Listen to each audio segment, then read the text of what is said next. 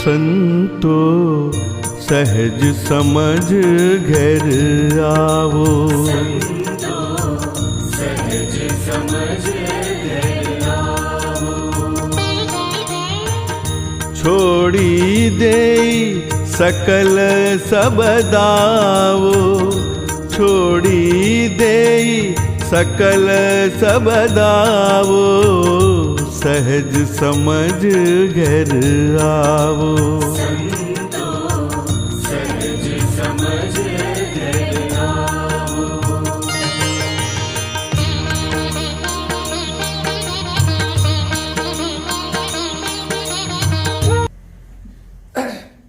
आद्य शक्र स्वराज करुणेश केवल कर्ता की पूज्य श्री कृष्ण स्वामी महाराज की। पूज्य श्री परम गुरु श्रीमद करुणा सागर महाराज की। पूज्य श्री नारायण दास जी महाराज की।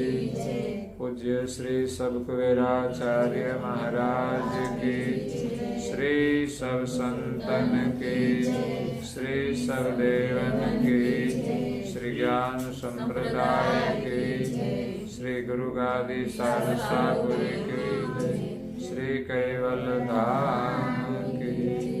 श्री कथा सत्संग प्रारंभ समय का सत्य कैवल हंसो सत केवल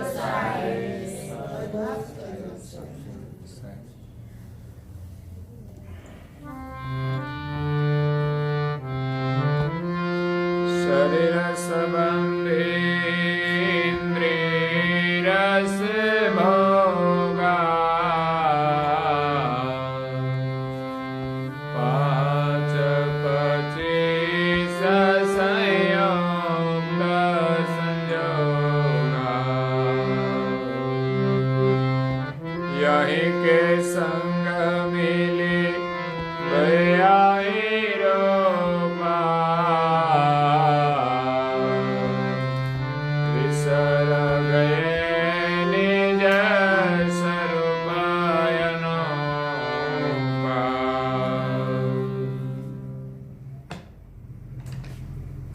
प्रेमी भक्तजनों, ज्ञान संप्रदायना आद्य स्थापक अनंत ब्रह्मांडाधीश कैवल कर्ताना परम विशेष अंश सकर्ता सिद्धांतનું પ્રતિપાદન કરનાર અનંત અંશોના તારણહાર कैवल धर्म धुरंधर महान समर्थ परम श्रेष्ठ परम विभूतिवान परम दयाळु परम कृपा निधि सर्वज्ञ दिव्य परम गुरु श्रीमद करुणा सागर जी महाराज जगतना जिज्ञासु अने मुमुक्षु अंशोने यथार्थ ज्ञाननो उपदेश आपता स्वरचित पंचम स्वसंवेद ग्रंथना चौथा स्कंदनी 31મી ચોપાઈને વિશે એમની અલૌકિક અમૃતમય વાણી દ્વારા કહે છે કે શરીર સંબંધી ઇન્દ્રિય રસ ભોગા 5-25 સંયુક્ત સંજોગા। પ્રેમી ભક્તજનો, આ જગતની રચના થઈ ત્યારથી આ જગતમાં આપણે આવ્યા છીએ। કરોડો કલ્પ વીતી ગયા, કहीं યુગો વીતી ગયા, છતાં પણ આપણને ખબર નથી કે આપણે કોણ છીએ, ક્યાંથી આવ્યા છીએ ને ક્યાં જવાનું છે। આપણા નિજ ઘરથી આપણે જ્યારે આ વિશ્વને વિશે આવ્યા ત્યારે તો આપણે આપણા સ્વરૂપે હતા, પરંતુ આ જગતમાં આવીને શરીર ધારણ કર્યું। પ્રથમ તો અંશ કૈવલ ધામમાંથી જ્યારે આ સૃષ્ટિને વિશે આવ્યો ત્યારે બ્રહ્મ ભૂમિકામાં આવ્યો. કઈ કાળ સુધી ત્યાં બ્રહ્મ ભૂમિકામાં આનંદ કર્યો. પછી જગત કર્તાના સંકલ્પ અનુસાર અંશોને દ્વૈત ભાવ થયો. એટલે પછી પ્રણવરૂપી દેહમાં રહ્યા અને પ્રણવની અંદર દ્વૈત ભાવ થતા અંશની પરમ કારણ દેહ પ્રાપ્ત થયો. પરમ કારણ દેહની અંદર પરમ આનંદ છે,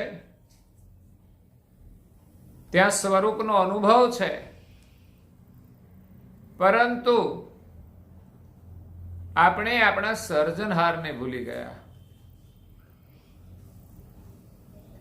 કે આપણા કર્તા કોણ છે.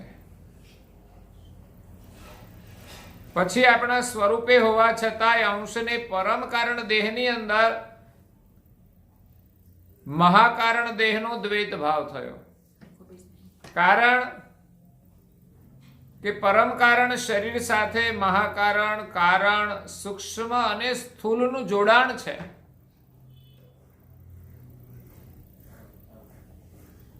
એટલે પરમ કારણ શરીર સાથે મહાકારણ જોડાયેલો છે. મહાકારણ દેહ પ્રકૃતિનો બનેલો છે. એટલે અંશોને દ્વૈત ભાવ થતા અંશની વૃત્તિ પ્રકૃતિના રંગવાળી થઈ, પ્રકૃતિના સ્વાદવાળી થઈ અને ત્યારથી અંશ પોતાના સ્વરૂપને ભૂલી ગયો. પ્રકૃતિ રૂપ, પ્રકૃતિના દેહ રૂપ પોતાને માનવા લાગ્યો. ત્યાંથી અંશ ધીરે ધીરે કારણ શરીરમાં આવ્યો, જે 3 ગુણનો છે. એટલે કારણ શરીરની અંદર અંશને 3 પ્રકારના સ્વાદનો અનુભવ થયો: રજોગુણ, તમોગુણ અને સત્વગુણ. પછી તો આપણા માટે ભોજન માટે વિવિધ વાનગી આવે એવી રીતે 3 પ્રકારના સ્વાદ આવ્યા. તો કોઈ અંશને રજોગુણ વધારે પ્રિય લાગ્યો તો રજોગુણમાં એ વિલાસ કરવા લાગ્યા. કોઈને તમોગુણ પ્રિય લાગ્યો તો તમોગુણમાં એ વિલાસ કરવા લાગ્યા. કોઈને સત્વગુણ પ્રિય લાગ્યો તો वो સત્વગુણમાં આનંદ કરતા રહ્યા. એ 3 ગુણ પ્રમાણે અંશોને પછી અલગ અલગ 84 ની અંદર દેહ પ્રાપ્ત થયા. મતલબ કે કારણ શરીરની વાસના અનુસાર અંશને સૂક્ષ્મ શરીર પ્રાપ્ત થયું. સૂક્ષ્મ શરીર 4 અંતસ્કરણ અને પંચભૂતની જે પંચ માત્રાઓ છે એ પંચ માત્રા અને 4 અંતસ્કરણનો બનેલો છે, જેને 9 વાસના લિંગ કહેવાય છે. કે સૂક્ષ્મ દેહની અંદર 4 અંતસ્કરણ અને 5 માત્રાઓનો આકર્ષણ છે, 5 માત્રાઓની વાસના છે. એ 4 અંતસ્કરણ અને પંચ માત્રાથી વાસના બંધાય છે અને વાસના એ સૂક્ષ્મ દેહમાં રહે છે. એટલે આપણને બધી ઈચ્છાઓ થાય છે અંતસ્કરણ દ્વારા અને માત્રાઓનો યોગ થાય. માત્રાઓ દ્વારા આપણે પદાર્થોનો ઉપભોગ કરીએ છીએ. પરંતુ સૂક્ષ્મ શરીરમાં જેવી વાસના હોય એ પ્રકારે આપણને સ્થૂલ દેહ પ્રાપ્ત થાય છે. પછી 84 માં પણ જવું પડે. એટલે કોઈ અંશો સૂક્ષ્મ દેહમાંથી 84 માં ગયા અને વિભિન્ન પ્રકારના શરીર ધારણ કર્યા. સત્વગુણ પ્રધાન હતા એ મનુષ્ય શરીરમાં આવ્યા. એ રીતે અંશો બધા વિખરાઈ ગયા. કોઈ અંશને પોતાના સ્વરૂપનું ભાન રહ્યું નહીં અને પોતાના કર્તા કોણ છે એનો પણ ખ્યાલ રહ્યો નહીં. તો પરમ ગુરુજી કહે છે કે ઇન્દ્રિયોના સ્વાદમાં અંશો ભિન્ન ભિન્ન પ્રકારના કર્મ કરવા લાગ્યા. ઇન્દ્રિયોના સ્વાદમાં અંશો નિજનું ભાન ભૂલી ગયા અને ભાન ભૂલી ગયા એટલે કર્મ કરવામાં પણ વિવેક ના રહ્યો. ઇન્દ્રિયોના સ્વાદને જ પોતાનું સુખ માનવા લાગ્યા. એટલે ઇન્દ્રિયોના સ્વાદ માટે મનુષ્ય વિવિધ પ્રકારના કર્મ કરે છે. ઇન્દ્રિયો બનાવી છે, સ્થૂળ શરીરની ઇન્દ્રિયો છે 10. ઇન્દ્રિયોમાં સ્વાદ પણ મૂક્યા છે, આનંદ કરવા માટે મૂક્યા છે. પરંતુ આ જીવ ઇન્દ્રિયોના રસમાં એટલો બધો રસબસ થઈ ગયો કે વિવેક ભૂલી ગયો, પોતાને ભૂલી ગયો, પોતાનું કર્તવ્ય ભૂલી ગયો અને માત્ર સ્વાદના રસમાં મશગુલ થઈ ગયો. એટલે તો આ સંસારની અંદર અનેક સમસ્યાઓ છે. સ્વાદના આકર્ષણમાં મનુષ્ય પોતાના સંબંધો પણ ભૂલી જાય છે, વિવેક અને મર્યાદાઓ પણ ભૂલી જાય છે. ન ખાવાનું ખાય છે, ન બોલવાનું બોલે છે, ન સાંભળવાનું સાંભળે છે. 10 ઇન્દ્રિયોના સ્વાદમાં વિવેક ભૂલી ગયો, એના કારણે અંશ દુઃખી થાય છે. સર્જનહારે સ્વાદ તો આનંદ કરવા માટે બનાવ્યા છે. એ આનંદ કરીને એમણે ભગવાનનું ભજન કરવું જોઈતું હતું, પણ સ્વાદના મદમાં એટલો બધો મદમસ્ત બની ગયો કે એ પોતાના કાર્યનો વિવેક તો ભૂલી ગયો, પણ સાથે સાથે માલિકનું ભજન પણ ભૂલી ગયો. માલિકનું ભજન તો ભૂલી ગયો, પણ સાંસારિક વ્યવહારમાં જે વિવેક જોઈએ એ પણ ચૂકી ગયો. જેના પરિણામે વિવેકના અભાવે માણસ દુઃખી થાય છે. જો સંસારમાં એકબીજા પ્રત્યે સ્નેહ હોય, મર્યાદા હોય, વિવેક હોય તો કોઈ દુઃખ નથી. અને એવી જ પરિસ્થિતિમાં કે એવા જ વાતાવરણમાં પ્રભુનું સ્મરણ થઈ શકે છે. એવા વાતાવરણમાં જ આનંદ આવે છે, શાંતિ મળે છે. પણ આજે ભાગશાળી પરિવાર હોય એમાં આવું વાતાવરણ હોય છે, જ્યાં સત્સંગ હોય, સંતોનો સમાગમ હોય, સદગુરુની કૃપા હોય, જ્યાં ભક્તિના સંસ્કાર હોય, એવા વાતાવરણમાં પરિવારમાં સ્નેહ હોય છે. ઇન્દ્રિયોના આકર્ષણમાં એ ગાંડા નથી બની જતા, એ પોતાનું ભાન ભૂલી જતા નથી, એ ધર્મ ભૂલી જતા નથી, એ સંબંધો ભૂલી જતા નથી. નહીં તો ઇન્દ્રિયોનું આકર્ષણ એટલું બધું અદ્ભુત છે કે માણસ પોતાનું કર્તવ્ય ભૂલી જાય છે, પોતાના પરિવારને પણ ભૂલી જાય છે. પરિણામે સ્વાદ તો થોડી વાર માટે મળે છે, પણ એનું જીવન બરબાદ થઈ જાય છે. એટલે દિવ્ય પરમ ગુરુજી કહે છે કે શરીર સંબંધી ઇન્દ્રિય રસ ભોગા. આપણે જે સ્થૂલ શરીર ધારણ કર્યું છે એ 10 ઇન્દ્રિયોનું બનેલું છે, અને ઇન્દ્રિયોની અંદર રસ છે. જો કે ઇન્દ્રિયોની અંદર આહાર, ઇન્દ્રિયોને જે આહાર જોઈએ, ઇન્દ્રિયોનો જે વ્યવહાર છે એમાં માલિકે રસ મૂક્યા છે, એટલા માટે કે આપણને જીવવાનો આનંદ આવે. અને એ આનંદને જોઈને આપણને માલિક યાદ આવે કે કેવા સરસ સ્વાદ મૂક્યા છે, કેવો સરસ આનંદ મૂક્યો છે. તો શરીર સંબંધી ઇન્દ્રિય રસ ભોગા. ઇન્દ્રિયોના રસ ભુક્તમાન કરવામાં અંશ ખુદને ભૂલી ગયો છે, પોતાનો ધર્મ ભૂલી ગયો છે, પોતાનું કર્તવ્ય ભૂલી ગયો છે. 5 25 સંયુક્ત સંજોગા. 5 અને 25 5 તત્વો છે, 5 તત્વોની 25 પ્રકૃતિ છે, 5 તત્વોની 10 ઇન્દ્રિયો છે. આ ઇન્દ્રિયોના અને પ્રકૃતિના સંગમાં, ઇન્દ્રિયોના સ્વાદમાં અંશ. યાહી કે સંગ મિલી ભય યાહી રૂપા. અંશ પોતાના ચૈતન સ્વભાવને, ચૈતન સ્વરૂપને, ચૈતન આનંદને ભૂલી શરીરના સંગે શરીર જેવો થઈ ગયો.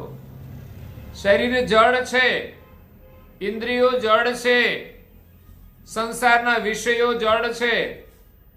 એને ભોગવવામાં આપણે ચૈતન ભાવ ભૂલ્યા અને જડના સંગે, જડના સ્વાદમાં જડ જેવા થઈ ગયા. ઘણીવાર લોકોને આપણે સમજાવીએ, એનો વ્યવહાર સારો ના હોય, કંઈ ખોટું કરતા હોય તો એને આપણે સમજાવીએ, પણ સમજે નહીં ત્યારે આપણે શું કહીએ ખબર છે? આ માણસ જડ જેવો છે. એનામાં એટલી બધી જડતા આવી ગઈ હોય, પકડ હોય કે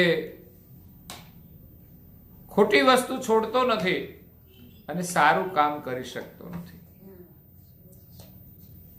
એટલે જડ શરીરના સંગે આપણે જડ જેવા થઈ ગયા છીએ. એ જડતાનો ત્યાગ કરી આપણે આપણા સ્વરૂપનું અવિલાન કરવાનું છે. તો કેવી રીતે આપણે ભાન ભૂલ્યા શરીરના સંગે? એના માટે યોગ વશિષ્ઠ રામાયણની અંદર એક દૃષ્ટાંત છે કે એક રાજા નિંદ્રાની અંદર સૂતો છે. એટલે રાજાને સ્વપ્ન આવ્યું. મનુષ્યને એ અવસ્થાઓ મૂકેલી છે એટલે સ્વપ્ન આવે. ગાયો ભેંસોને સ્વપ્ન ના આવે, કારણ કે એની સ્વપ્ન અવસ્થા પ્રધાન છે. આપણી જાગ્રત અવસ્થા પ્રધાન છે, એટલે જાગ્રતની અંદર બીજી અવસ્થાઓ વર્તતી હોય છે, એમાં ક્યારેક સ્વપ્ન પણ આવે છે. નહીં તો ભેંસોની સ્વપ્ન આવે ને કે આજે તો બ્યુટી પાર્લરમાં જઈશું, મેળામાં જઈશું, ફરીશું, આનંદ કરીશું. પણ ના, એનામાં એવું નથી, કારણ કે કર્તા માલિકે જે પ્રકારે અવસ્થાઓ મૂકેલી છે એ પ્રકારે વર્તન કરે છે. તો સ્વપ્ન આવ્યું. સ્વપ્નની અંદર એ રાજસભા ભરીને બેઠા છે. એવામાં એક ઘોડો લઈને ત્યાં આવે છે ગઢવી. રાજાની પ્રશંસા કરે છે કે રાજાનો જય હો, રાજાનો જય હો. રાજા ખુશ થઈ જાય છે. પછી વિનમ્ર ભાવથી એ ગઢવી રાજાને કહે છે કે રાજા, હું તમારા રાજમાં એક ઘોડો લઈને આવ્યો છું અને આપને લાયક છે. કારણ કે અમુક સારા ઘોડા હોય, કિંમતી ઘોડા હોય, એની કિંમત પણ ઊંચી હોય અને એ મોટા લોકો જ ખરીદી શકે. એટલે ગઢવી તો ઘોડાની પ્રશંસા કરવા લાગ્યો. પણ રાજા કહે છે કે ભાઈ, તું ઘોડાની પ્રશંસા કરશે એનાથી હું ઘોડો ખરીદવાનો નથી. કારણ કે કોઈ પણ દુકાનમાં તમે જાઓ તો એનો દુકાનદાર એના માલની પ્રશંસા જ કરે, પણ આપણે તો જોવું પડે ને કે કેવું છે. એટલે રાજાએ કહ્યું કે હું ઘોડાને જોયા પછી જ મારે લેવો છે કે નહીં એને નક્કી કરીશ. એટલે એના ઉપર હું સવારી કરીને જોઈશ, પછી નક્કી કરીશ કે મારે ઘોડો લેવો છે. એટલે રાજા ઊભા થયા. ઘોડા ઉપર સવાર થવા માટે સભાખંડની બહાર નીકળ્યા. ત્યાં ઘોડો ઉભેલો હતો. ગઢવીએ એમને ઘોડાની લગામ આપી. રાજાએ ઘોડાની લગામ પકડી એના પેગડાની અંદર પગ મૂક્યો અને ઘોડા ઉપર સવાર થયા. જેવી ઘોડાને પેગડેથી એડી મારી અને ઘોડો ચાલતો થયો.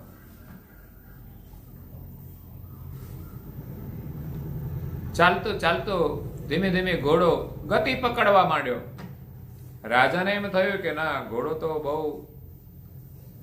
વેગવાળો છે, ગતિવાળો છે. બહુ તેજસ્વી છે. ધીમે ધીમે ઘોડો સ્પીડ પકડતા પકડતા ગતિમાં દોડવા લાગ્યો.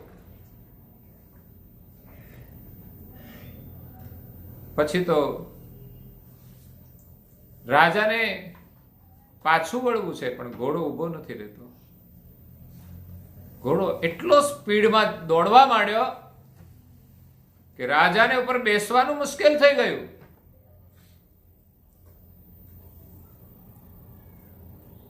રાજાએ ઘોડાને પકડી લીધો, પણ ઘોડો તો એની ગતિમાં ચાલ્યો જ જાય છે. એટલો બધો કૂદે છે કે રાજા ઘોડા ઉપરથી નીચે પડી જાય છે. ઉનાળાનો સમય હતો, ગરમી હતી. ઘણા કિલોમીટર સુધી ઘોડો ચાલ્યો ગયો. પછી રાજા નીચે પડી ગયો. રાજા થોડો તો બેભાન થયો. પછી ભાનમાં આવ્યો તો એને તરસ બહુ લાગી હતી. એટલી બધી તરસ લાગી, એને એમ થયું કે જો મને પાણી નહીં મળે તો હું જીવી શકીશ નહીં. એટલે મને કઈ પાણી મળે એની આશાએ એ નજર દોડાવે છે. તો દૂર એક સ્ત્રી ઉભેલી જોઈ. રાજા ધીમે ધીમે કરીને મનોબળ લાવીને ઊભા થઈ ચાલે છે. શક્તિ તો નથી, પણ ધીમે ધીમે, ક્યારેક શક્તિ ના હોય પણ જ્યારે કોઈ કામ કરવું જ પડે એવું હોય ત્યારે આપણામાં એક મનોબળ આવતું હોય છે. તો મનોબળથી રાજા એ સ્ત્રીના નજીક જાય છે. રાજાએ નજર કરી તો લાગ્યું કે આ કોઈ અંતજ સ્ત્રી લાગે છે, મતલબ કોઈ હલકા વર્ણની સ્ત્રી લાગે છે, હલકી જ્ઞાતિની સ્ત્રી લાગે છે. એટલે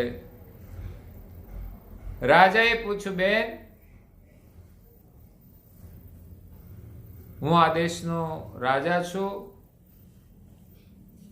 પણ અત્યારે હું ક્યાં છું મને ખબર નથી. મને તરસ બહુ લાગી છે, એટલે મને પાણી તમે પાવ તો સારું.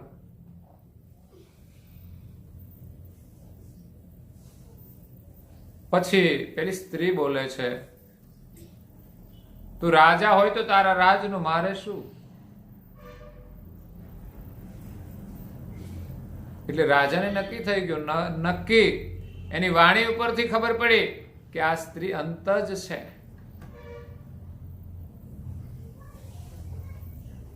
રાજા કે હું પાણી વિના તરસો મરી જઈશ. પેલી સ્ત્રી કહે છે, તું મરી જઈશ તો તારી રાણી રાણ છે, મારે શું?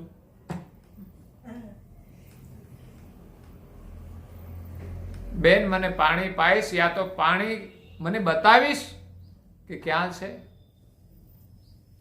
જો તું મને પાણી પાઈશ કે પાણી બતાવીશ તો તું જે માગે તે આપીશ. એટલે પેલી સ્ત્રી વિચારે છે કે પાણી પાયા પછી તમે ના આપો તો હું શું કરી લઉં? તમે ના પાડી દો, તમે તો રાજા, હું તો એક સામાન્ય સ્ત્રી છું. રાજા કે હું ક્ષત્રિય રાજા છું, હું જે બોલું તે પાલન કરું છું. रघुकुल रीत सदा चली आई, प्राण जाय और बचन न जाय.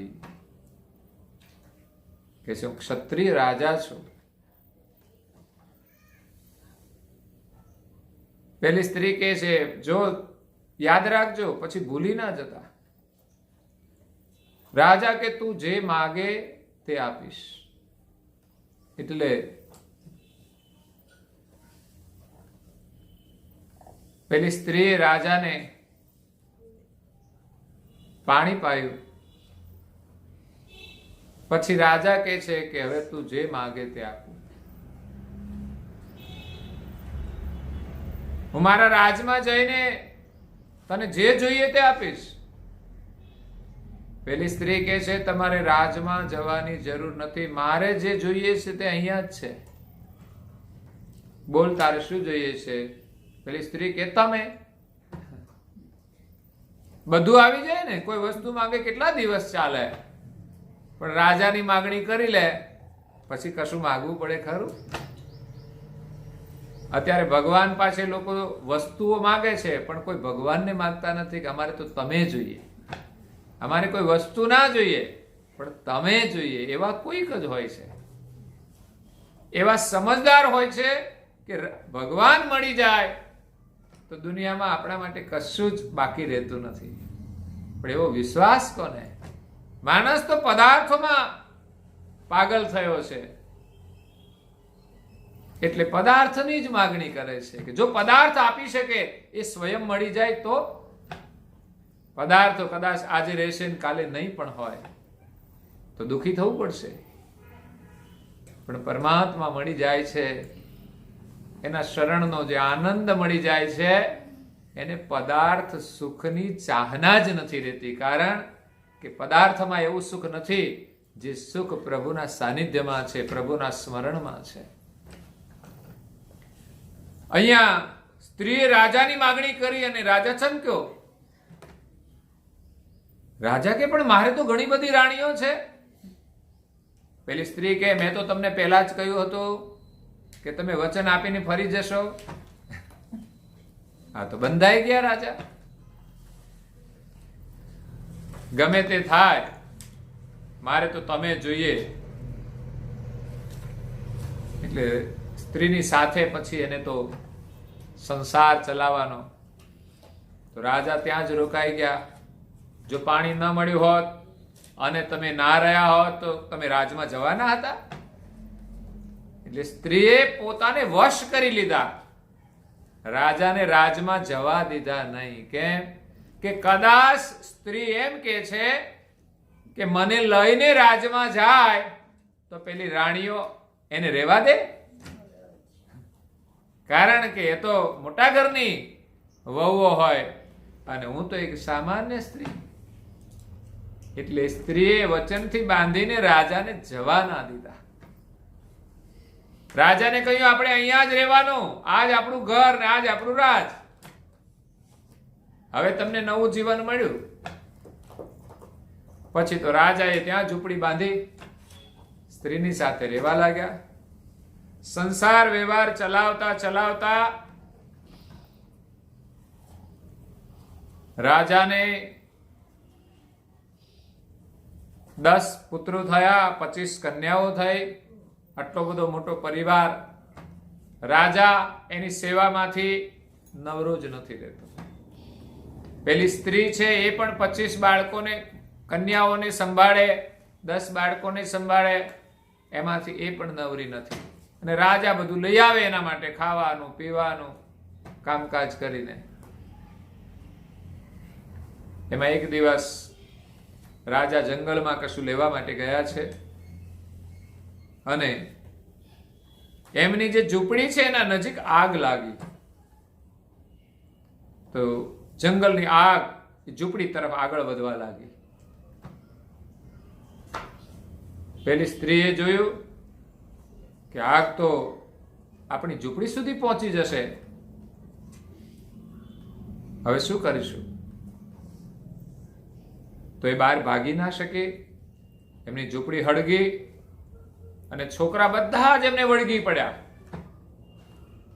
જ્યારે મુશ્કેલી હોય ત્યારે એવું થતું હોય છે. છોકરાઓ તો કોને વળગે? હા, બચવા માટે, એના માટે તો એ જ આધાર છે. એટલે કોઈ ભાગ્યું નહીં અને બધા જ ઝૂંપડીની અંદર આગ લાગી, એમાં બળીને ભસ્મ થઈ ગયા. થોડા સમય પછી રાજા આવ્યો, જોયું તો પોતાની ઝૂંપડી નથી, પોતાનો પરિવાર નથી, કશું જ ના રહ્યું. રાજા એકલો રહ્યો.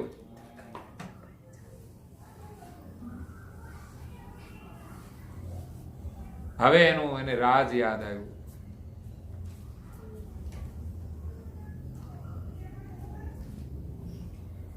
રાજાની ઝૂંપડી બળી ગઈ, એનો બધો પરિવાર હતો એ પણ બળીને ખાક થઈ ગયો.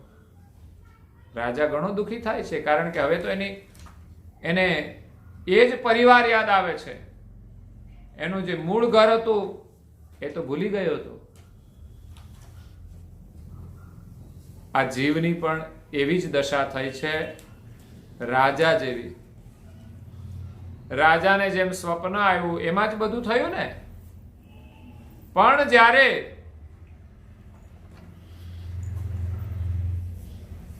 આ ઝૂંપડી બળીને ખાક થઈ ગઈ પછી રાજાની ઊંઘ ઉડી જાય છે. જે રાજમાં સ્વપ્ન આવ્યું હતું એ ઊંઘ ઉડી જાય છે. ત્યારે ખબર પડી કે હું તો રાજા જ છું, મારું તો કંઈ ગયું નથી, મારું તો જેમ છે એમ જ બધું છે. પણ આ બધું શામાં બન્યું? સ્વપ્નની અંદર બન્યું હતું. એમ આ સંસારની અંદર આપણે બધા સ્વપ્નની અંદર દુઃખી થઈએ છીએ. જ્યાં સુધી નિંદ્રા રહેશે, સ્વપ્ન રહેશે, ત્યાં સુધી આપણી દશા આવી રહેશે. અજ્ઞાન રૂપી નિંદ્રા લાગુ પડી છે. અને નિંદ્રાની અંદર, સ્વપ્નમાં આપણે મનના ઘોડા ઉપર સવાર થયા છીએ.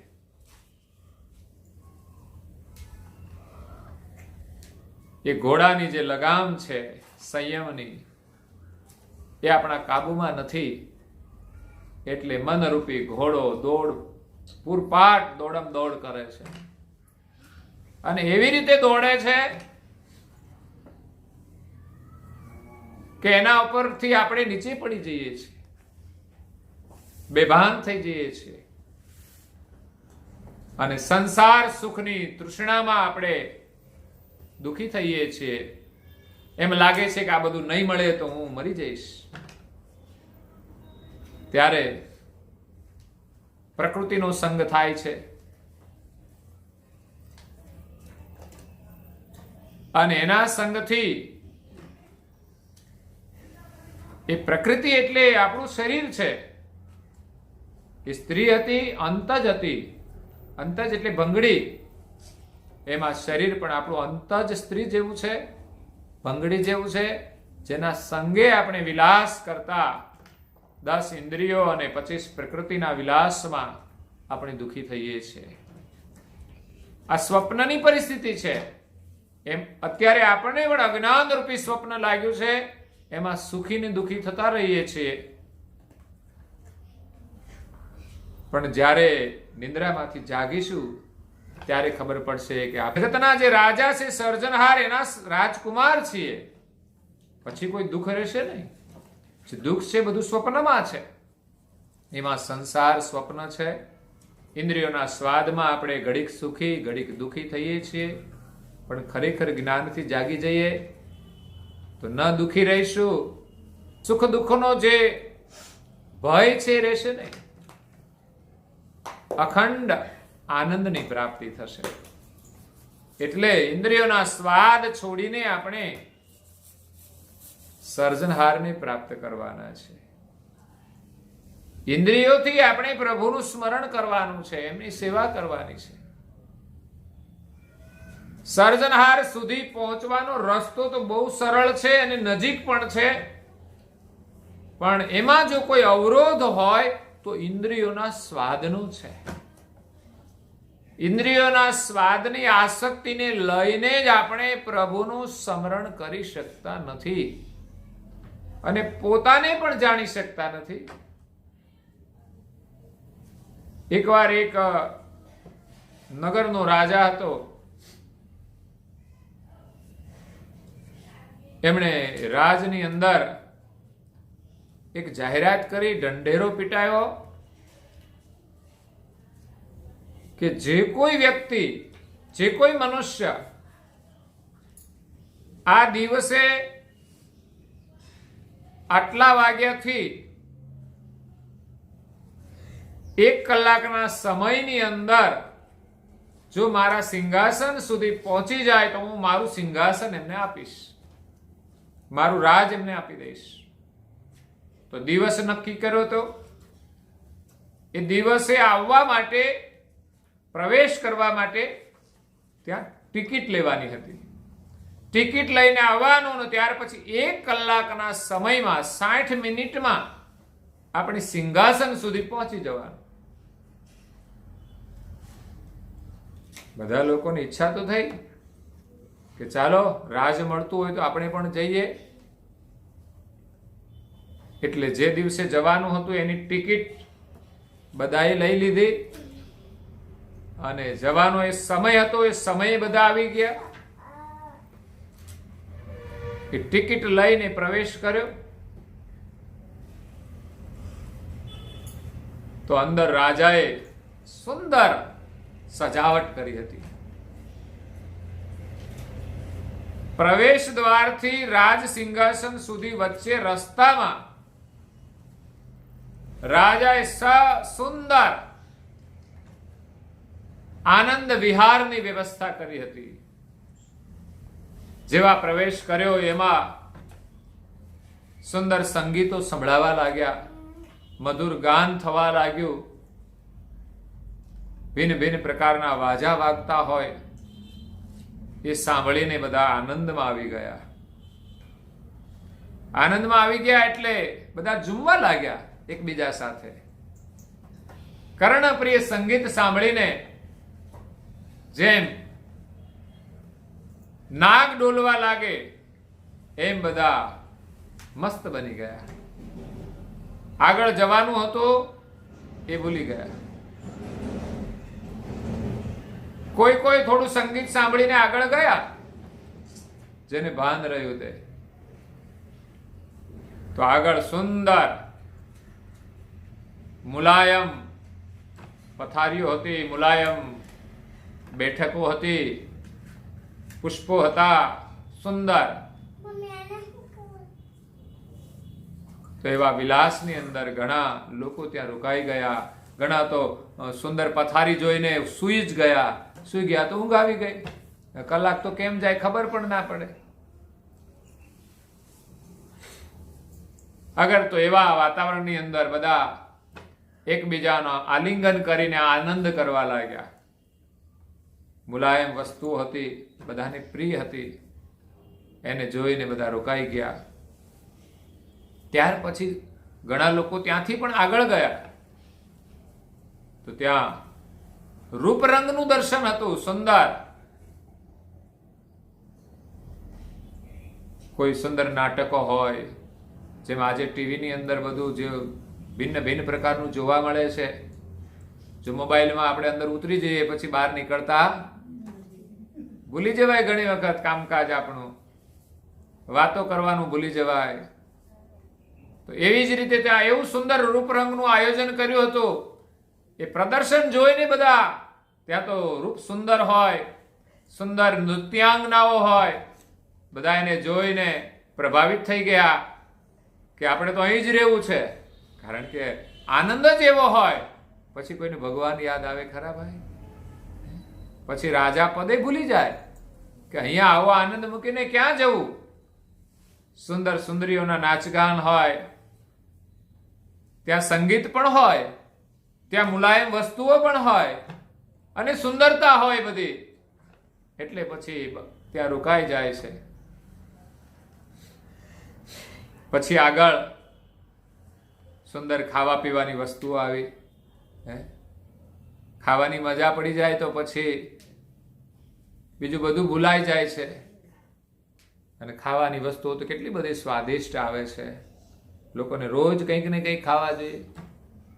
અને અત્યારે તો લોકો સ્વાદના એવા આશિક બની ગયા છે કે ન પીવાના પીણા પણ પીતા હોય છે. નશામાં મસ્ત બની જાય છે. ભિન્ન ભિન્ન પ્રકારની ખાવાની વસ્તુઓ આવે છે. એમાં ખાવાની વસ્તુઓ તો ખાય છે, પણ ન ખાવાની વસ્તુઓ ખાવામાં પણ લોકોને રસ પડે છે.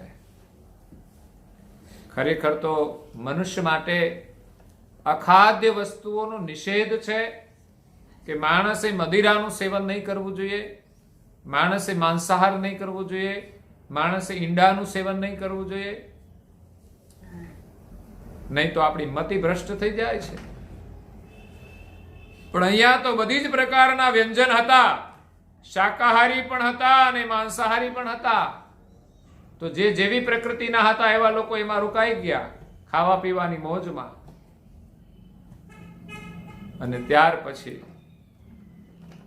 વિલાસી સુગંધો હતી, એમાંય પણ લોકોને આનંદ આવે છે. રજોગુણી સુગંધનો વિલાસ કરવાનો એક આનંદ છે. એટલે સંસારના બધા જ મનુષ્યો જે આવ્યા અંદર ટિકિટ લઈને, એ કાં તો શબ્દના આકર્ષણમાં રોકાઈ ગયા, કાં તો સ્પર્શના વિલાસમાં રોકાઈ ગયા. અત્યારે એકબીજાને સ્પર્શથી પણ લોકોને આનંદ આવે છે. ઘણીવાર લોકો બાઇક પર જતા હોય તો એકબીજા મર્યાદા પણ ભૂલી જતા હોય, એ રીતે જતા હોય. તો સ્પર્શનો એક વિકાર છે, અને વિકારી આનંદ છે, જેમાં આપણને જે મનુષ્ય દેહ મળ્યો છે પ્રભુનું સ્મરણ કરવા માટે, આત્મકલ્યાણ કરવા માટે, એ બધું ભૂલી જવાય છે. માત્ર ફિલ્મી સંગીતોના આનંદમાં પોતાનો સમય ગુમાવી દે છે, કોઈ એકબીજાના સ્પર્શના આનંદમાં સમય ગુમાવી દે છે, કોઈ રૂપરંગ જોવામાં પોતાનો સમય ગુમાવી દે છે, કોઈ ખાવા પીવાના રસમાં પોતાનો સમય ગુમાવી દે છે, કોઈ સુગંધી વિલાસ કરવામાં. અને માણસને તો જેટલા રસ મળે બધા જ રસમાં પોતાનો સમય બરબાદ કરે છે. ક્યારેક થોડી વાર માટે ખાવા પીવાનો આનંદ હોય તો થોડી વાર માટે સ્પર્શના વિકારનો આનંદ હોય, થોડી વાર માટે રૂપરંગનો આનંદ કરે છે. સંપૂર્ણ સમય આ વિલાસની અંદર ગુમાવી દે છે. એમ બધા જ લોકો ત્યાં રોકાઈ ગયા, પણ કોઈ 1 કલાકની અંદર રાજના સિંહાસન સુધી પહોંચ્યા નહીં. બધાને એમ કે અહીંયા થોડો આનંદ કરીએ પછી જઈશું, પણ પછી ભાન રહે છે નહીં. સમય પૂરો થઈ જાય છે, અને સમય પૂરો થઈ જાય પછી કંઈ જ કામ થતું નથી. એક સંન્યાસી હતા, એમણે રાજની અંદર પ્રવેશ કર્યો. રસ્તો તો માત્ર 10 જ મિનિટનો હતો. 10 મિનિટ બાકી હતી ને સંન્યાસીએ પ્રવેશ કર્યો. ટિકિટ લઈને સીધા જ રાજ સિંહાસન સુધી પહોંચી ગયા. સંસારમાં વિલાસના બધા સાધનો આવ્યા, પણ ક્યાંય એમણે પોતાની નજર પણ કરી એ વિલાસના આનંદ કરવામાં રોકાયા નહીં. એ પ્રલોભનથી પ્રભાવિત ન થયા, સીધા રાજદ્વાર સુધી પહોંચી ગયા. અને એ જ ક્ષણે રાજાએ એને પોતાનું સિંહાસન આપી દીધું અને એના ઉપર બેસાડી દીધા. જેને સંસારના કોઈ પ્રલોભનો ના રોકી શક્યા. ખરેખર આજે પણ રાજગાદી ઉપર એવા લોકોની જરૂર છે કે જેને સંસારનું કોઈ પ્રલોભન રોકી ના શકે. નહીં તો રાજગાદી ઉપર બેઠા પછી જો એ પ્રલોભન એને રોકે તો એ ભ્રષ્ટાચાર કરે, પાપાચાર કરે, એ રાજ સુખી ન કરી શકે. પરમાત્મા તો એવા લોકોને રાજ આપે છે કે જેને સંસારના સુખનો કોઈ લોભ નથી, કોઈ પ્રલોભન નથી, કોઈ આસક્તિ નથી. એવા લોકોને 14 લોકનું રાજ આપી દે છે. કેમ કે ભોગવીને એ ભ્રષ્ટ નહીં થાય, અને સંસારની કોઈ વસ્તુનો દુરુપયોગ નહીં કરે. કારણ કે સંસારના લોકો ભોગવતા નથી, પણ સંસારની જે વસ્તુઓ છે એનો દુરુપયોગ કરે છે. ભગવાને જે વસ્તુઓ આપણા માટે બનાવી છે તો એને ઉપયોગ કરવો જોઈએ, પણ ઉપયોગ કરવાને બદલે ઉપભોગ કરે છે. ઉપભોગનો મતલબ એનો દુરુપયોગ કરે છે. આ શરીર આપ્યું છે ઉપયોગ માટે આપ્યું છે, પણ ભાગશાળી લોકો ઉપયોગ કરે છે, બાકી બધા ઉપભોગ કરે છે. ખાઈને ખરાબ કરે છે, વિલાસ કરીને ખરાબ કરે છે, બીમાર થાય છે અને જીવન ગુમાવી દે છે. પરમાત્મા આવા લોકોને એમનું રાજ નથી આપતા. એને ખબર છે કે આ વસ્તુની એને કોઈ કિંમત નથી. માનવ દેહ આપ્યો છતાં પણ એની કોઈ કિંમત ન કરી. એને પરમાત્મા રાજ નથી આપી શકતા. એટલે પરમાત્માએ આપણી કસોટી માટે આ બધા વિલાસના સાધનો મૂક્યા છે. એને છોડીને પરમેશ્વરને પામવાની જેની ઈચ્છા હોય એ 10 મિનિટમાં ત્યાં પહોંચી શકે છે. માત્ર 10 મિનિટ માટે જો આપણી વૃત્તિ સંસારના વિલાસથી ઉપરામ બની જાય અને પ્રભુનું સ્મરણ કરે તો એની પરમાત્માની પ્રાપ્તિ થઈ જાય છે. એવો આ સરળ માર્ગ છે. પણ આ શરીરમાં રહેલો અંશ શરીરના સંગે, શરીરના આકર્ષણમાં સદાય આ બાજુ જ વિલાસ કરે છે. પ્રભુ તરફ જવામાં એની વૃત્તિ ટકતી નથી. એટલે આપણે બધા જ એક રાજાની જે જાહેરાત હતી, એના રાજમાં સિંહાસન સુધી પહોંચવા માટે આપણે બધા જવાવાળા એક સદસ્ય છીએ. આપણે બધાએ ટિકિટ લીધી છે. એની અંદર મનુષ્યને પ્રવેશ મળે છે, પ્રાણીઓને નહીં. એમાં આપણને મનુષ્ય જીવન મળ્યું છે. એનું જે આયુષ્ય છે આપણી ટિકિટ છે. 1 કલાકનો સમય આપ્યો છે, 60 મિનિટનો સમય છે, કદાચ આપણા માટે 60 વર્ષ હશે. એટલા સમયમાં પણ જો આપણે પ્રભુનું સ્મરણ કરીએ, બધા વિલાસ છોડીને, તો પરમાત્મા સુધી પહોંચી શકાય છે. પણ વચ્ચે જે વિલાસ આવ્યા એની અંદર જ આપણે તો બધો સમય ગુમાવી દીધો, તો આપણને પરમાત્માનું રાજ મળી શકતું નથી. પણ એક સંન્યાસી, વૈરાગી, ત્યાગી એ વિલાસ છોડીને 10 જ મિનિટમાં ત્યાં પહોંચી જાય છે. એમ પરમ ગુરુ કહે છે કે આપણે આ શરીરના સંગે શરીર જેવા થઈ ગયા અને શરીરના રસમાં આપણે આપણું ભાન ભૂલી ગયા છીએ. યાહી કે સંગ મિલી ભય યાહી રૂપા, વિસર ગયે નિજ સ્વરૂપ અનુપા. સુંદર છે, અનુપમ છે, જેની કોઈ ઉપમા ન આપી શકાય. પણ આપણે શરીરમાં ભાન ભૂલ્યા છીએ કે મારું શરીર બહુ સુંદર છે. ન હોય તો આપણે સુંદર બનાવીએ છીએ બ્યુટી પાર્લરમાં જઈને. પણ ક્યાં સુધી સુંદર રહેશે બ્યુટી પાર્લરનું શરીર ભાઈ? 1 દિવસ માટે રહે, પછી કઈ કાયમ રહેતું નથી. શરીર આપણે સુંદર હોય, કદાચ કુદરતી રીતે સુંદર હોય, તો પણ એ કાયમ સુંદર રહેતું નથી.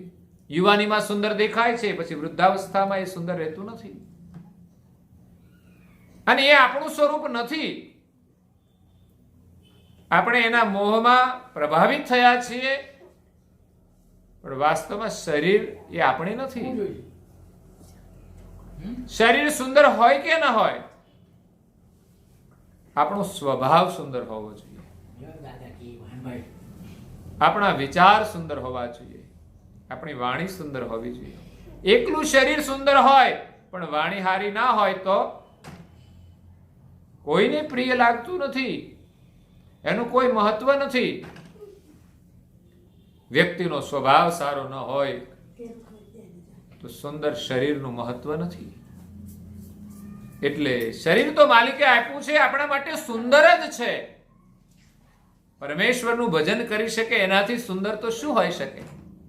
પ્રાણી છે, પશુ છે, પંખી છે, બધાના કરતા આપણું શરીર ઉત્તમ છે અને સુંદર છે. બસ આ શરીરમાં રહીને આપણે આપણું જે સ્વરૂપ છે એને ઓળખવાનું છે. દરેકના શરીરમાં રહેલો જે આત્મા છે એ બધામાં સુંદર એક જ સરખો છે. શરીરમાં ભેદ દેખાય આપણને, પણ સ્વરૂપમાં કોઈ ભેદ નથી. પછી કર્મને લઈને બધા ભિન્ન સ્વરૂપ દેખાય છે. જેનો સ્વભાવ સારો નથી એનું સ્વરૂપ સારું નથી. મૂળ આપણો સ્વભાવ સુંદર બનાવવાની જરૂર છે. આપણું સ્વરૂપ તો અનુપમ છે, જેની કોઈ ઉપમા ન આપી શકાય. પણ એ સ્વરૂપને આપણે ભૂલી ગયા છે. ભૂલે હું આપ અહંગ નિજ અંશા. અહંગ હું ચૈતન્ય છું એ ભાવ ભૂલી ગયા. હું અંશ છું માલિકનો. પદ કૈવલ સે આયે હું જેહી હંસા. કૈવલ ધામમાંથી જે હંસ સ્વરૂપ લઈને આવ્યા હતા, હંસ ગતિ લઈને આવ્યા હતા, એ અંશ સ્વરૂપને આપણે ભૂલી ગયા કે હું ચૈતન્ય છું. અહીંયા તો આપણે એવું જ માનીએ છીએ કે હું શરીર છું, હું મનુષ્ય છું. અરે આપણે મનુષ્ય પણ નથી, આપણે ચૈતન્ય અંશ છીએ, જેને દુનિયા આત્મા કહે છે. પણ આપણામાં ભ્રાંતિ થઈ છે કે હું મનુષ્ય છું, મનુષ્યમાં ભ્રાંતિ છે, કે હું સ્ત્રી છું, હું પુરુષ છું. આ ભાવ ક્યારેય મટતો નથી. આપણે સ્ત્રી છીએ કે પુરુષ છીએ એ ભાવથી ઉપર ઉઠવાનું છે. તો ઇન્દ્રિયોનું જે આકર્ષણ છે મટી જશે.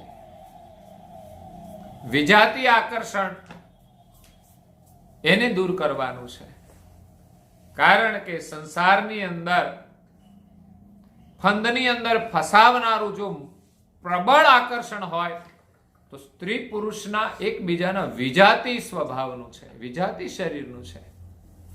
આખર તો શરીર તત્વોનું બનેલું છે, બંનેમાં સરખા જ તત્વો છે, પંચભૂતના જ બનેલા છે, પણ વિજાતી છે.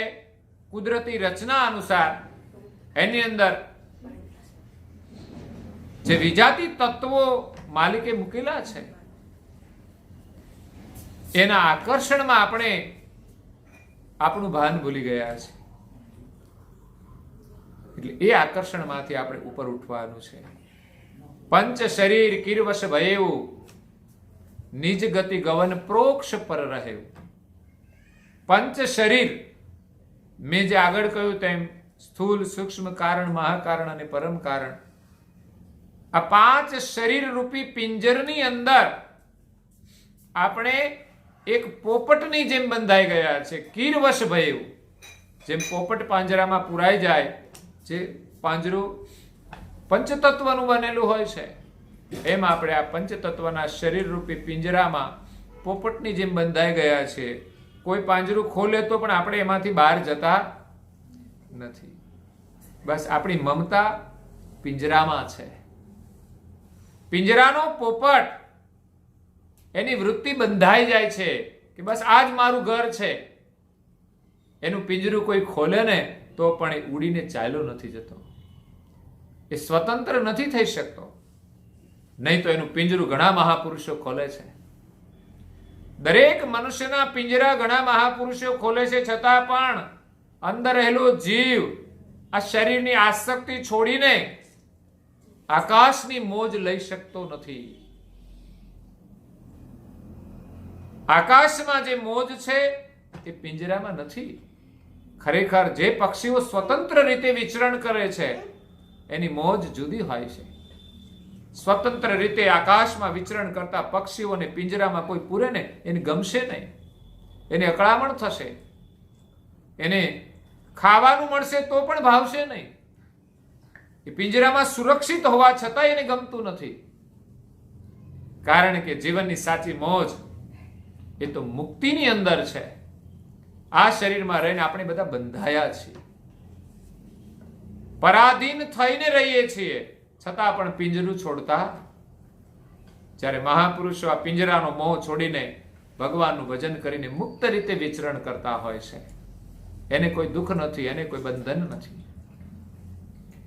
એટલે પિંજરાના પોપટની જેમ આપણે બધા બંધાઈ ગયા અને આપણા મૂળ સ્વરૂપનું ભાન ભૂલી ગયા છે. એટલે પરમ ગુરુ આપણને આ પિંજરામાંથી છોડાવવા માટે આવ્યા છે કે બસ ઇન્દ્રિયોના જે સ્વાદ છે એમાં તમે સાવધાની રાખો, એમાં તમે વિવેક રાખો.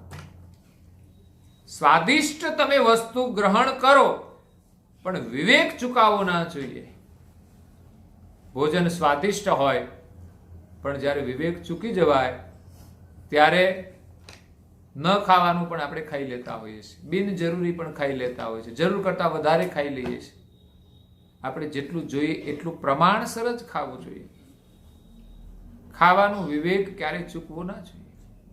એવી રીતે ન ખાવું જોઈએ કે આપણું શરીર બગડે.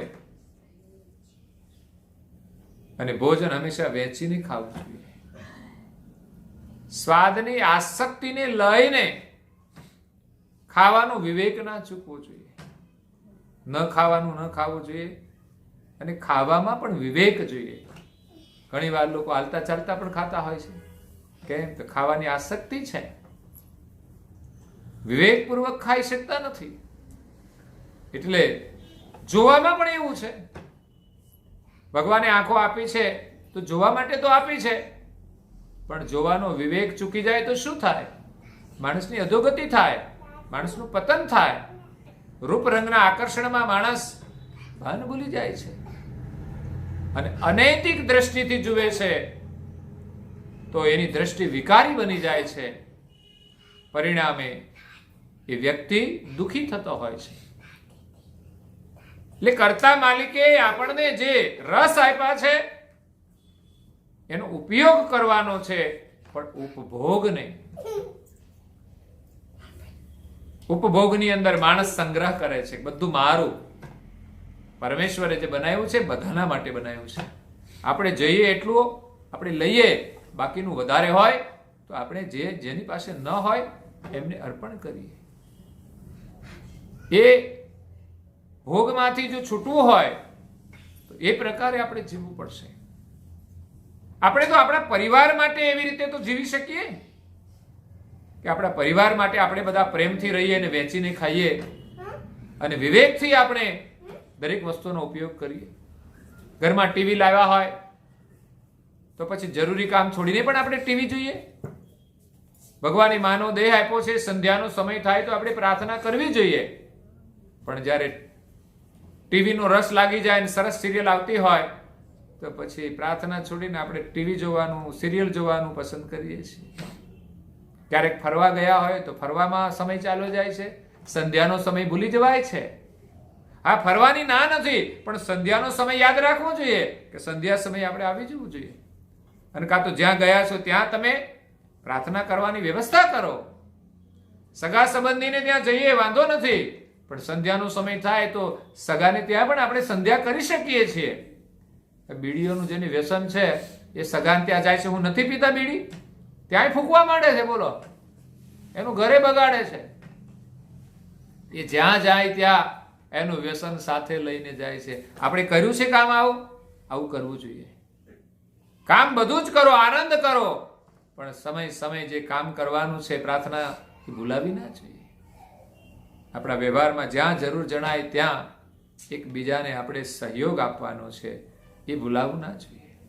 પરિવારમાં હંમેશા પ્રેમ જ રહેવો જોઈએ અને પ્રેમ પ્રભુની કૃપાથી જ રહેશે, પ્રભુની સેવાથી જ રહેશે, પ્રભુના સ્મરણથી રહેશે, નહીં કે પદાર્થોના સુખથી. પદાર્થ સુખમાં આનંદ છે, બધા પરિવાર ભેગા મળીને આનંદ કરશે, પણ ક્યારેક ક્યારેક એ જ સંસારના પદાર્થો આપણને જુદા પણ પાડી દેશે. એક વસ્તુ માટે જ આપણે લડીએ છીએ. એટલે વસ્તુમાં એટલી મમતા ન રાખવી જોઈએ કે આપણને સંબંધથી અલગ કરી દે. સંસારના પદાર્થોએ આપણને પરમાત્માના સંબંધથી અલગ કરી દીધા છે, તો પછી પરિવારનો સંબંધ પણ કાયમ રહી શકશે નહીં. પરિવારના સંબંધ માટે વસ્તુઓને ગૌણ બનાવવી જોઈએ કે વસ્તુ મળે તો ભલે, ના મળે તો કંઈ નહીં. પરિવારનો સંબંધ મહત્વનો છે, એનો પ્રેમ એ જ સુખ છે.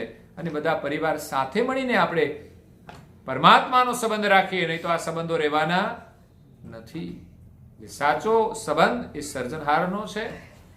સાચો સંબંધ સર્જનહાર સાથે જોડનાર સમર્થ સદગુરુનો છે, પરમ ગુરુનો છે. સાચો સંબંધ આપણો સંતો સાથેનો છે.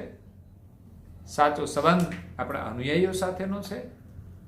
અને પછી છેલ્લે સાચો સંબંધ આપણા સગાઓ સાથેનો છે. એ પણ ન્યાયિક રીતે જો આપણે જોડીએ તો, નહીં તો એ સંબંધ રહેતા નથી. એટલે પરમ ગુરુ આપણને આ ભવબંધનમાંથી છોડાવવા માટે આવ્યા છે. ત્યારે એનો સાર છે કે ઇન્દ્રિયોના સ્વાદથી આપણે સાવધાન રહીએ. અને એના માટે સત્સંગની આવશ્યકતા છે, સદગુરુની કૃપાની આવશ્યકતા છે, નિરંતર સ્મરણની આવશ્યકતા છે. નિયમથી આપણે જો સ્મરણ કરીશું તો જ આ સંસારના સ્વાદથી બચી શકીશું. નહીં તો ક્ષણે ક્ષણે કોઈ ને કોઈ પ્રકારના સ્વાદનું પ્રલોભન આપણી સામે આવીને ઊભું રહેશે. જ્ઞાન સત્સંગ સાંભળીએ, ધાર્મિક ક્રિયા કરીએ ત્યારે તો વાંધો નથી, પણ એ સિવાયના સમયમાં જ્યારે આપણે વિચરણ કરતા હોઈએ ત્યારે બધા જ વિષયો આપણી સામે આવશે. એ સમય આપણે જાગૃત રહેવાનું છે. તો પરમ ગુરુના જે વચનો છે એ આપણે ધ્યાનથી શ્રવણ કરીએ, એનું સ્મરણ કરીએ, એમની આજ્ઞાઓ પાડીએ તો ચોક્કસ એમની કૃપાથી જ આપણે વિષયોથી બચી શકીશું. એટલે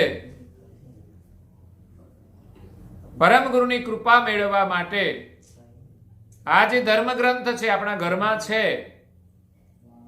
તો એનો આપણે દરરોજ લાભ લેવો જોઈએ. ખરેખર વર્તમાન સમયની અંદર ધર્મગ્રંથોનો નિરંતર અભ્યાસ કરવાની બહુ જ જરૂર છે. અને આ વ્યવસ્થા આપણા પરિવારમાં આપણે ઊભી કરવાની છે કે બધા જ અનુયાયીઓ ગ્રંથથી જાગૃત હોવા જોઈએ. ઘરમાં એકાદ વ્યક્તિ ગ્રંથ વાંચે એવું નહીં.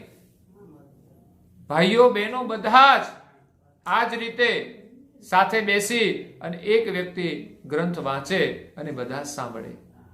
વધુ સમય નહીં, માત્ર 15 જ મિનિટ આપણે કાઢીએ કે દરરોજ 15 મિનિટમાં 2-3 પેજ વંચાય તો એ સત્સંગ થઈ જશે અને એવી રુચિ થઈ જશે પરમ ગુરુના વચનો સાંભળવાની, તો જ આપણે ઇન્દ્રિયોના જે સ્વાદ છે એનાથી બચી શકીશું. પરમ ગુરુને આપણે ઓળખી શકીશું, સર્જનહારનું આપણે સ્મરણ કરી શકીશું. કારણ કે આ ગ્રંથની અંદર જે ઉપદેશ આપવામાં આવ્યો છે એ આપણા કલ્યાણનો છે. એ ઉપદેશ સાંભળીશું તો આપણામાં જાગૃતિ આવશે કે મારે તો આવી રીતે રહેવાનું છે. ક્યાંક પરમ ગુરુના સ્વરૂપનું વર્ણન આવશે તો આપણને એના દર્શન કરવાનો એક આનંદ થશે, એમાં આપણી પ્રીતિ થશે, તો આપણને આપણા સ્વરૂપનો જે મોહ છે એ છૂટી જશે. એટલે પરમ ગુરુના જે વચનો છે આ ગ્રંથમાં છે એનો નિયમિત અભ્યાસ થાય એના માટે આપણે પ્રયાસ કરવાનો છે. કે આપણે નજીકમાં છીએ તો એટલા પરિવારના સભ્યો એક સાથે મળીને 15 મિનિટ વાંચન થાય, જ્યારે બધાને અનુકૂળતા હોય એવો સમય લઈને એ સમયે બધું જ કામ છોડવાનું. આમ તો કામ કરીને જ આપણે કરવાનું છે. જો પ્રયાસ કરીશું તો ખરેખર આપણે બહુ જ મોટો લાભ થશે. કારણ કે આ એવા અમૂલ્ય વચનો છે, એમ થાય કે રોજ આપણે 2-5 ચોપાઈઓ તો વાંચીએ અને એનું સ્મરણ કરીએ. એ વિચારો આપણે રોજ અંદર ભરીએ ત્યારે આપણું કલ્યાણ થશે. કારણ કે વિચારો એ આપણા આચરણમાં લેવાના છે અને વિચારોનું આપણે નિરંતર સ્મરણ કરવાનું છે. માટે 15 મિનિટ માટે સમય કાઢી અને આપણે વાંચન કરીએ.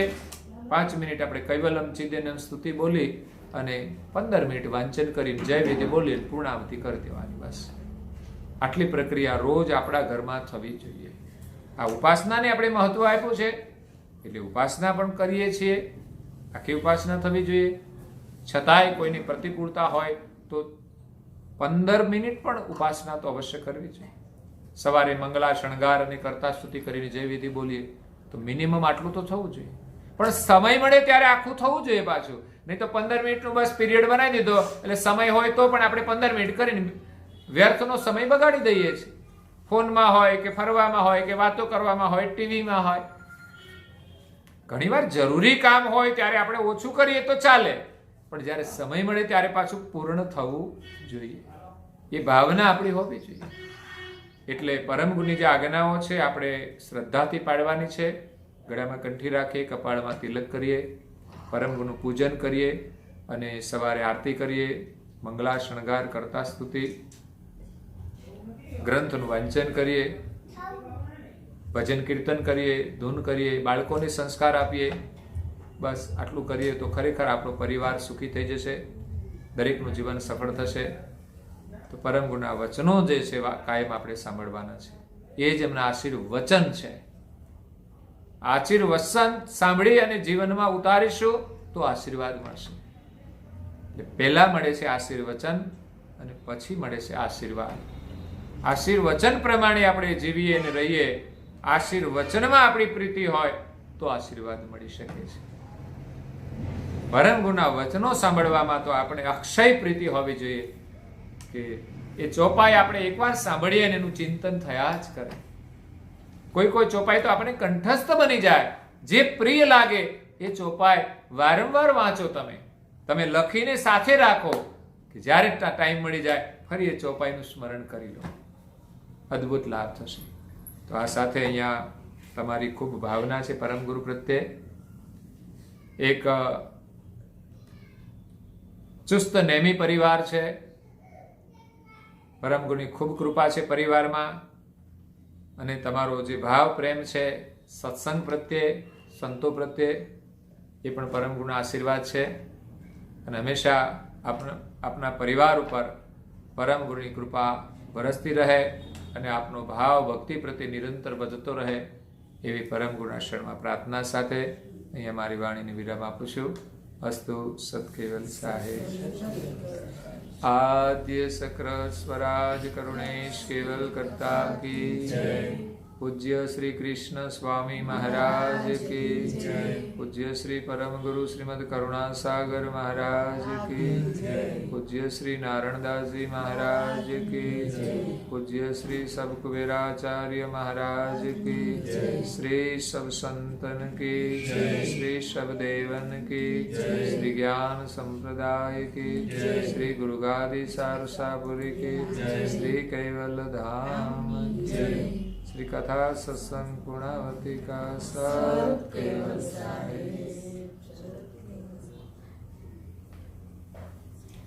कैवलंसो सत्केवल साहिब.